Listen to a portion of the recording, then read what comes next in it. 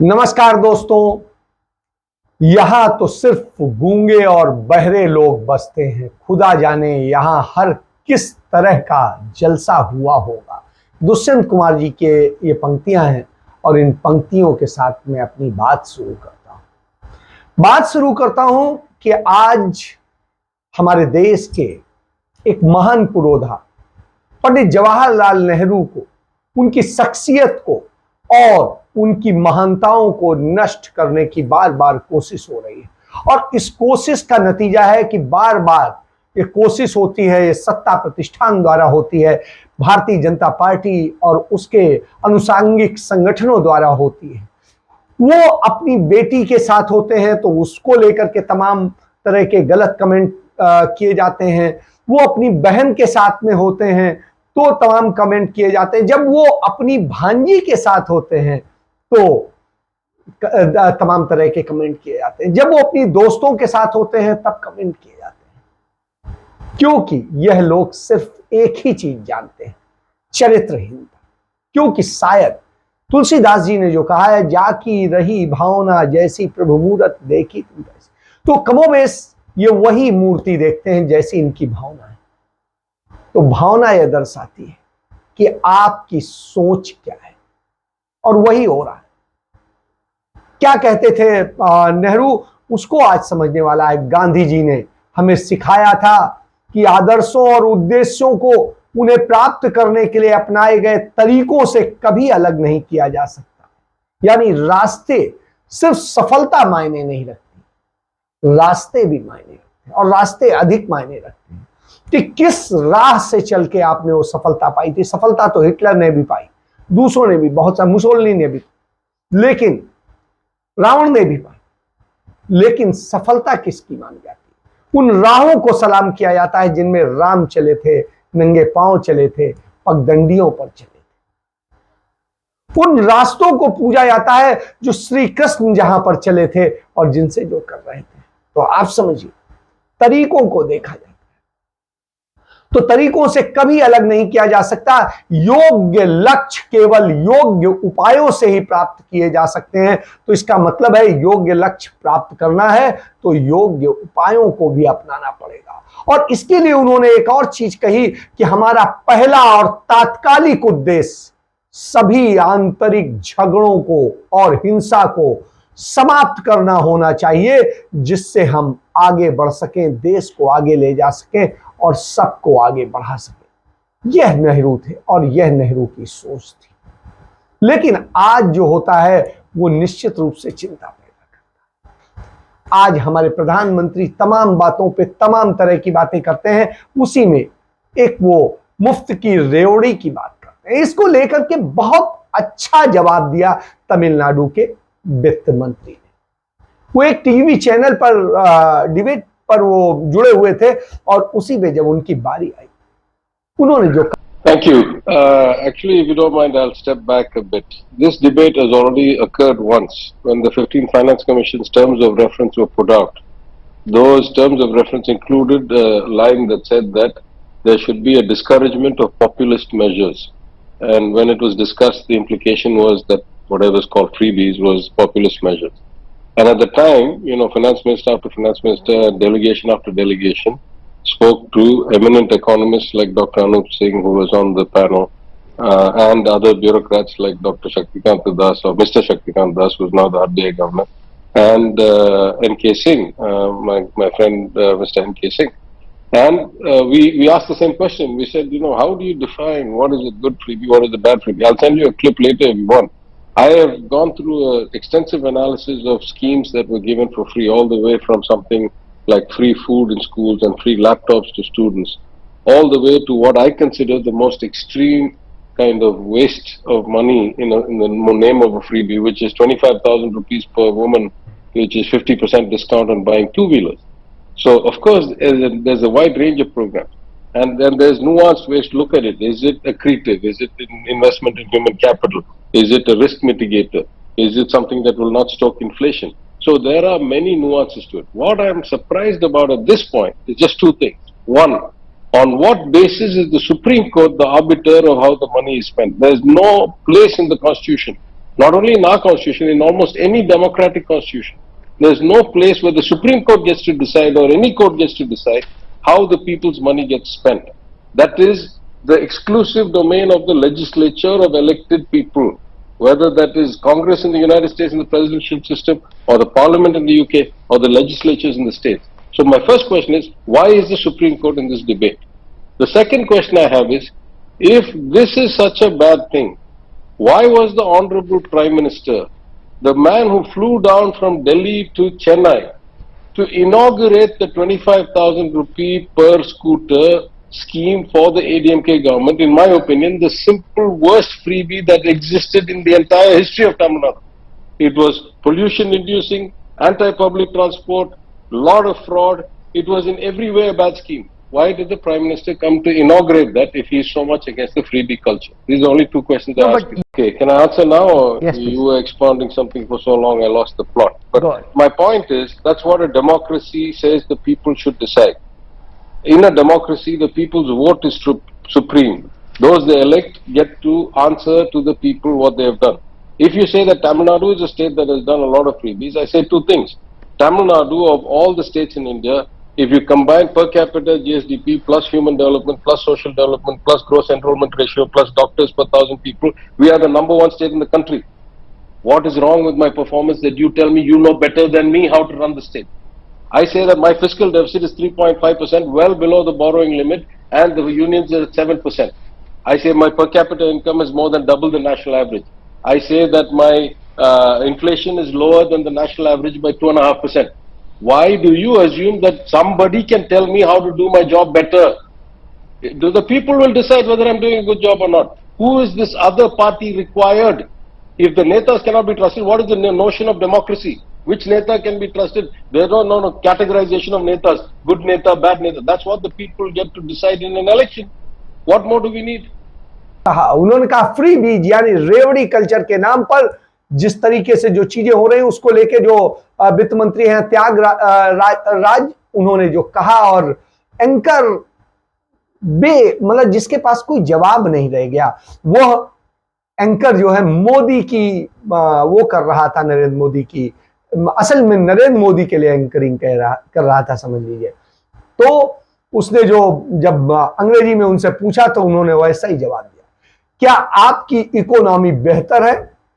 ये मोदी के लिए उन्होंने कहा। आपका आय और कर्ज का रेशो बेहतर है? क्या आप रोजगार दे रहे हो?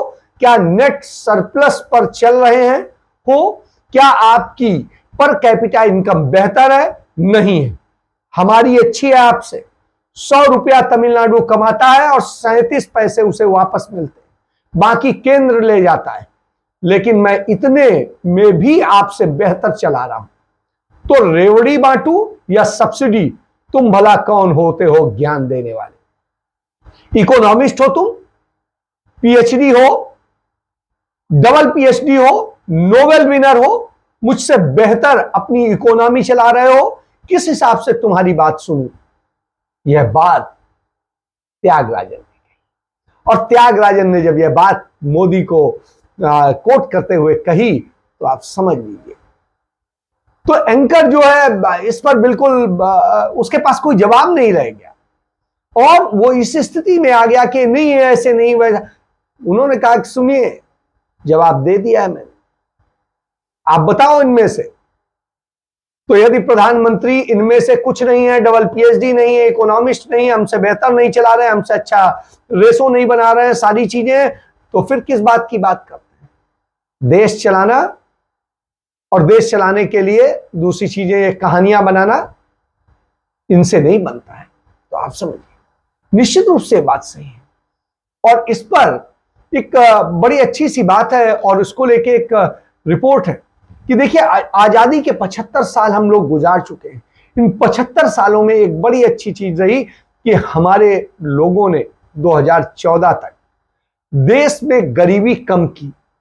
जो गरीबी थी उस समय की हालत जो थी उससे बहुत कम हो गई, और आते आते हमारे यहां जो आंकड़े मौजूद हैं उनके मुताबिक, विश्व बैंक के आंकड़ों के मुताबिक, सिर्फ जो है करीब करीब 11% जो है गरीबी रह गई। लेकिन इसके बाद में क्या हुआ? नरेंद्र मोदी के 8 साल के शासनकाल में वो फिर से बढ़ी। आप समझिए, 1994 में जो गरीबी की स्थिति थी और वो आकर के 2011 तक आते आते सिर्फ 21.9% रह गई थी, और उसके बाद में फिर आकर के वो सिमट गई थी। मतलब सिर्फ 13 करोड़ लोग 2011 की जो जनगणना है उसके मुताबिक गरीब रह गए थे। और उसके बाद में चूंकि जनगणना का भी आंकड़ा रिलीज नहीं हुआ है पूरा, तो उसके मुताबिक नहीं कह सकते, लेकिन विश्व बैंक के जो आंकड़े मौजूद हैं जो 2019 में उन्होंने दिए, उसके मुताबिक 10.2% पर आ गई गरीबी। तो आप समझिए कि यह हुआ था। लेकिन मोदी के शासनकाल में क्या हुआ? जो आंकड़े आए हैं उसके मुताबिक इनके समय में आकर के वो जो 13 करोड़ थे वो 27 करोड़ से ऊपर हो गए। तो यह स्थिति है इनकी। और यही नहीं, इसकी स्थिति यह है कि आर्थिक सुधारों पे जो काम हुआ, उन सुधारों के कारण बहुत अच्छी स्थिति हुई देश की। और स्थिति यह है, 3 दशक पहले जो गरीबी रेखा के नीचे बसर कर रही आबादी थी, आज वो संख्या 10% के करीब है, थोड़ी सी ज्यादा है। तो आप समझिए, जब ये स्थिति हो उसके बाद अचानक एकदम से गरीबी बढ़ जाए तो चिंता हो जाती है। अब आप कहेंगे, इन सारी स्थितियों को आप देखिए, जो 90 के दशक में भारत में दुनिया के अरबपतियों की सूची में, फोर्ब्स की सूची में कोई शामिल नहीं था, और आज भारत की स्थिति यह है कि बहुत से नाम शामिल हैं इसके बाद। लेकिन इससे जो एक और बहुत बड़ा नरेंद्र मोदी के शासनकाल में जो समस्या आई है वो ये आई है कि लोगों के बीच में सामाजिक असमानता बहुत बड़ी है, आर्थिक असमानता बहुत बड़ी। रूस के बाद सबसे ज्यादा अरबपति भारत में है, और इसके बावजूद स्थिति है, और 58% राष्ट्रीय संपत्ति जो है इस देश के चंद लोगों के हाथों में है। 58%। बाकी की स्थिति क्या है? बाकी की स्थिति बिल्कुल बर्बाद है। तो जब यह स्थिति हो कि अरबपतियों की संख्या बढ़ रही हो, वहीं दूसरी तरफ जो आबादी हमारी है वो आबादी इतनी दूरी हो एक दूसरे में कि एक तरफ तो 58% पूरे देश पर कब्जा कर रहे हो, देश की संपत्तियों पर कब्जा कर रहे हो, और दूसरी तरफ जो बचे लोग हैं 42% संपत्ति में इस देश का 130 करोड़ से अधिक की आबादी है। आप समझ सकते हैं कितना बड़ी खाई हो गई है। तो एक तरफ कुछ लोगों की आबादी इतनी बढ़ रही है और एक तरफ जो है यूं घट रही है। तो इस स्थिति में आज देश खड़ा है, और जब इस स्थिति में खड़ा हो, भारत की आर्थिक समृद्धि की यदि आप कहानी कहते हैं तो गरीबी और असमानता की बात को देखना पड़ेगा, भुखमरी की बात को देखना पड़ेगा, वेतन भत्तों और जो भी आय के साधन है उन पर है। अंतर्राष्ट्रीय श्रम संगठन ने अपनी रिपोर्ट में कहा है अपर्याप्त वेतन मिल रहा है भारत में, वेतन का अंतर बहुत ज्यादा है। काम करने की परिस्थिति और गैर समावेशी बढ़ोतरी को भारत के लिए बड़ी चुनौती उन्होंने बताया। अजीम प्रेमजी फाउंडेशन ने भी अपने एक शोध पत्र में इन मुद्दों को रेखांकित किया है। तो एक तरफ किसी की सैलरी करोड़ों में है, तो एक तरफ किसी को 1000 रुपया कमाना मुश्किल हो रहा है। आप समझिए, जब इस स्थिति में हो तो क्या कहें। और संपत्ति का वितरण जिस तरीके से हो रहा है, तो आय की असमानता जो हमारे पास आंकड़े मौजूद हैं, विश्व बैंक के ही मौजूद हैं, उसके मुताबिक आय की जो असमानता है वो 50% से अधिक हो गई।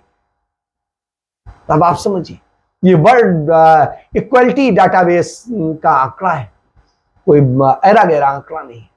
और यह असमानता 50% हो जाती है जब, तो आप समझिए। और 1% लोग तो ऐसे हैं देश में, 1% मतलब 1,30,00,000, यदि 130 करोड़ की आबादी मानते हैं, तो वो जो एक वक्त की भी रोटी नहीं खाने की स्थिति में, जब इस स्थिति में देश पहुंच जाए, और नरेंद्र मोदी खुद कह रहे हो कि 80 करोड़ की रोटी वो खिला रहे हैं, वो भरपाई कर रहे हैं, तो आप समझ सकते हैं कि क्या स्थिति है। इस स्थिति में देश खड़ा हो तो निश्चित रूप से चिंता करनी पड़ती है। और आज आपको एक बताएं, एक खबर के मुताबिक भारत में पिछले 5 सालों के दौरान जो स्थिति हुई है उसमें जिस तरीके से शिक्षा का स्तर गिरा है और शिक्षा जिस तरह से बर्बाद हुई है उसमें आप समझ लीजिए भारत के जो ग्रेजुएट बच्चे थे और पोस्ट ग्रेजुएट थे वो सब कम हो गए। जहां वो 13.4% हुआ करते थे आज वो 11.8% पे आ गए। जब यह स्थिति हो तो आप बताइए कौन सा आप राष्ट्र बना रहे? आप जो है भक्ति करवा लीजिए, आप झूठे प्रचार कर लीजिए, लेकिन आप इसको कैसे कह सकते हैं? आज श्री कृष्ण जी का जन्मदिन है और ऐसे मौके पर हम इसको देखेंगे तो आज लगता है कि आज देश कहां पर और किस तरीके से जा रहा है, क्या किया जा रहा है। झूठ के बूते सब चीजें खड़ी हो और बलात्कारी कह रहे हो कि उनको बलात्कारियों के संरक्षक कह रहे हो। क्राइम किया कि नहीं किया हमको पता नहीं है, लेकिन क्राइम के बारे में मैं क्या कोई इंटेंशन भी हो सकता है ना कि जो भूतकाल की जो कार्यवाही है उसके फैमिली के मेंबर के जो कोई एक्टिविटी है वो बहुत अच्छी थी, ब्राह्मण लोग थे और वैसे भी ब्राह्मण के जो कुछ है उसके संस्कार भी बड़ा अच्छा था, इसलिए किसी को मतलब के गुने में डाल के उसको पनिशमेंट करने का बद इरादा भी हो सकता है कि उनको इसलिए छोड़ दिया गया क्योंकि वो ब्राह्मण थे बलात्कारी और वो अच्छे लोग थे, संस्कारी थे, जिन जो सजा याफ्ता हैं, सब कुछ है, उनके लिए शब्द कहे जाते हैं वो संस्कारी थे और ब्राह्मण थे तो उस ब्राह्मण को आत्महत्या कर लेनी चाहिए जो ब्राह्मण कहता है खुद को, उसे आत्महत्या कर लेनी चाहिए जो खुद को संस्कारी कहता है। ये स्थिति सरकार कुछ कंट्रोल नहीं कर पा रही, लेकिन आपको खत्म करने का काम कर रही है और जब आपको खत्म करने का काम कर रही हो तो सोचना पड़ेगा। वो लगातार आप पर तमाम तरह के कर्ज वो टैक्सेस लाद रही है, तमाम तरह के सेस लाद रही है जिससे कि आपकी कमर टूट रही है, लेकिन वहीं कारपोरेट को छूट पर छूट देती जा रही है। आप समझिए अब आरबीआई क्या करने जा रहा है कि यूपीआई से जो आप फंड ट्रांसफर करते थे उस पर भी अब भुगतान लगाया जाए, मतलब डिजिटल जो आप ट्रांसफर करते थे उस पर भी आपका पैसा आप ट्रांसफर कर रहे हैं और उस पर भी टैक्स लगाया जाए। और समझिए यह स्थिति हो गई है कि एक समय में किसी का फोन यदि टैप होता था तो उसको लेके बवाल खड़ा हो जाता था कि आप पर्सनल उस पे अटैक कर रहे हैं, पर्सनल जीवन पे कर रहे हैं। आज पर्सनल डाटा बेचा जा रहा है और उसके लिए आईआरसीटीसी जो है रेलवे का, उसने 1000 करोड़ रुपए कमाने का लक्ष्य रखा है कि यात्रियों का पर्सनल डाटा वो बेचेगी। मतलब आप इनके यहां रजिस्टर करके अपने यहां गुनाह कर लिया है आप। तो जब ये स्थितियां हो रही हो, जब ये स्थितियां हो रही हो और ऐसी स्थितियों में क्या कर रहे हैं आप? शिक्षा को बर्बाद कर रहे हैं, आप अर्थव्यवस्था को बर्बाद कर रहे हैं, आप स्वास्थ्य को बर्बाद कर रहे हैं। तो ऐसी स्थिति में आपको आंकड़ा बताना पड़ेगा, इस देश में सबसे ज्यादा कुपोषित पूरे वर्ल्ड में आज भारत में हो रहे हैं। और जब इतनी बड़ी कुपोषितों की संख्या हो तो सोचिए क्या है, इतने बड़े जो है कहेंगे अनपढ़ों टाइप की और या ज्ञानहीन पढ़ाई वाले लोगों की स्थिति हो तो क्या कहेंगे। भाजपा के एक जिला अध्यक्ष हैं बुलंदशहर में, उन्होंने बीएसए जो बेसिक शिक्षा अधिकारी होता है उसको जान से मारने की धमकी दे दी।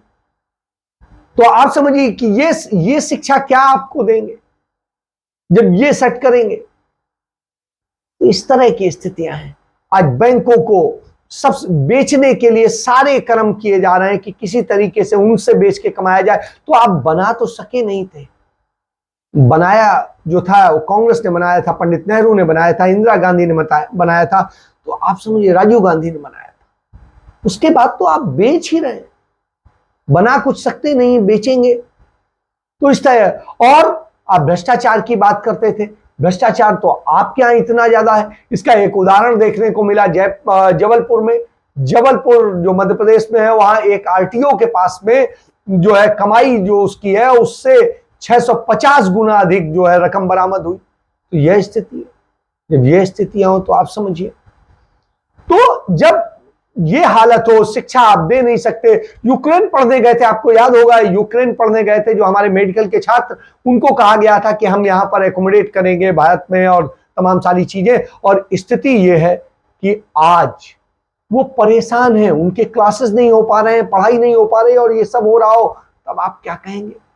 तो एक तरफ बेच रहे हैं, एक तरफ शिक्षा नहीं दे पा रहे हैं, एक तरफ बर्बाद कर रहे हैं। तो सब कुछ आप कर क्या रहे हैं?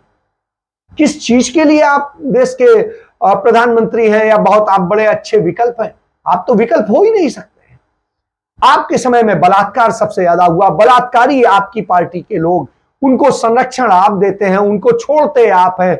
इसके बाद आप तमाम सारी शिक्षा को आप बर्बाद कर रहे हैं, स्वास्थ्य को आप बर्बाद कर रहे हैं, रोजगार को आपने बर्बाद कर दिया है, दुनिया का सबसे बड़ा बेरोजगार देश बना दिया है।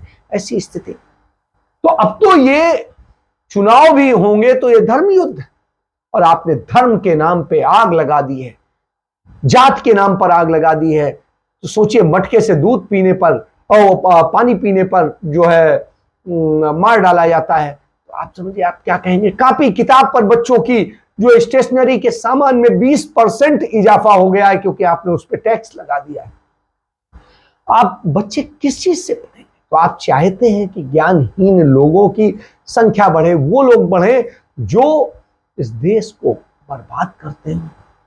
तो ऐसी स्थिति में चिंता होती है, आपके अंदर एक भी क्या मानवता है? आज एक और चीज बताऊं, हमारे लिए अच्छी बात है कि आज विश्व मानव दिवस है, और विश्व मानव दिवस पर आज मानवता की हत्या वाला दिन है।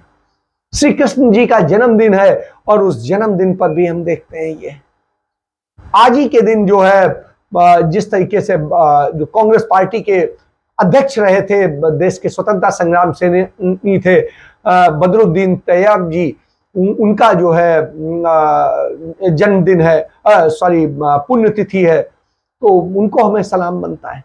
इसी तरीके से आज शंकर दयाल शर्मा साहब जो हमारे राष्ट्रपति थे और फ्रीडम फाइटर थे, उनका आज जन्मदिन है, उनको सलाम बनता है। उन सबको सलाम करते हुए मैं कहता हूं, कितने महान लोग हुए थे जिन्होंने इतनी महानता दी, लेकिन उन्होंने कभी मांगा? क्या शंकर दयाल शर्मा ने कभी इस चीज की बात की, या उनके परिवार के या किसी ने की, कि राम मंदिर के लिए जो जमीन दी गई और उसको अधिग्रहित करके जिस आधार पर आज सुप्रीम कोर्ट ने फैसला सुनाया, वो क्या नाम है, पंडित शंकर दयाल शर्मा का किया हुआ था। लेकिन नहीं, आप उस पर चर्चा नहीं करेंगे, क्योंकि उससे आपका राजनीतिक फायदा नहीं होता। आप तो बलात्कारियों के साथ खड़े हो। जब यह स्थिति है तो निश्चित रूप से चिंताजनक है, और इस चिंता के बारे में सबको सोचना चाहिए। कल आपकी भी बेटियां हैं, उनसे भी बलात्कार होगा, और फिर बलात्कारियों को माला पहनाए जाएंगे। विश्व हिंदू परिषद उनको माला पहना के उनका स्वागत करती है। अब इससे ज्यादा और शर्मनाक क्या हो? यदि यही हिंदू धर्म है, तो ऐसे हिंदू धर्म को निश्चित रूप से मैं तितांजलि देता हूं। ऐसे निकृष्ट यदि उस धर्म की संस्कृति है, तो मैं उसे बिल्कुल बद्दुआ देता हूं। मतलब अब मैं उतना गंदा नहीं हूं कि मैं गाली दे के कहूं, लेकिन आप इसको समझ सकते हैं, मैं उसी भाषा में कह रहा हूं। तो आप समझिए, हमारा धर्म तो बहुत महान, इतना महान जो कहीं पर भी कोई अत्याचार नहीं करता है, सर्वधर्म संभाव की बात करता है, वसुधैव कुटुंबकम की बात करता है, सर्वजन हिताय सर्वजन सुखाय की। सोचिए आप कहां जा रहे हैं, आपके रास्ते क्या है? सफलता के लिए आप कितने गंदे रास्ते अख्तियार कर रहे हैं, और उन रास्तों से आप जाइए, हम तो नहीं चलेंगे। जय हिंद, जय भारत, वंदे मातरम।